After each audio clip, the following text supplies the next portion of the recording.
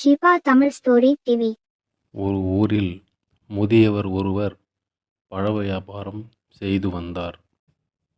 ஒரு நாள் அந்த முதியவர் அருகிலுள்ள பேருந்து நிலையத்திற்கு சென்று பழக்கூடையுடன் பேருந்தில் ஏறினார்.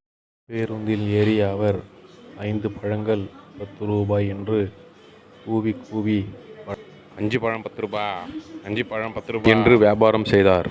எவரும் பழம் வாங்க முன் வரவில்லை. கூடையை சுமக்க முடியாமல் சுமந்தபடி முதியவர் கீழே இறங்கியதும் இளைஞர் ஒருவன் பழக்கூடையுடன் பேருந்தில் ஏறினான். ஏறிய அவன் 6 பழங்கள் 10 ரூபாய் என்று கூவினான்.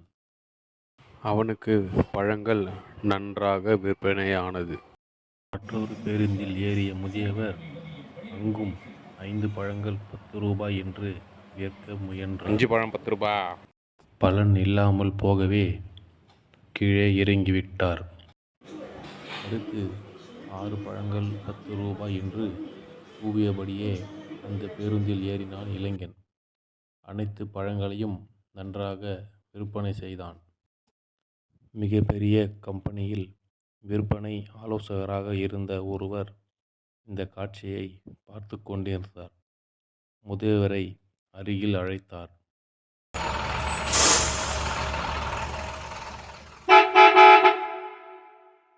அந்த இளைஞரிடம் இருக்கும் சாமர்த்தியம் உங்களிடம் இல்லையே. அவனுக்கு போட்டியாக நீங்களும் 6 பழம் 10 ரூபாய் என்று விற்றால் தானே உங்களுக்கு விற்பனையாகும். அதிக கொள்முதல் மூலம் குறைந்த விலைக்கு பழங்களை வாங்கி லாபத்தை குறைத்து அதிக விற்பனை செய்ய பழகுங்கள் பெரியவரே என்று தனது ஆலோசனைகளை அள்ளிவிட்டார். போயா, அவன் என் மகன்தான், இந்த பழமும் அவன்துதான். 6 பழம் 10 ரூபாய்னு விற்றா சட்டுன்னு வாங்கிறதுக்கு நம்ம சனத்துக்கு மனசு வராது.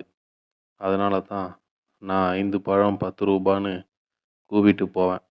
அப்புறமா அவன் வந்து 6 பழம் 10 ரூபான்னு சொல்லுவான்.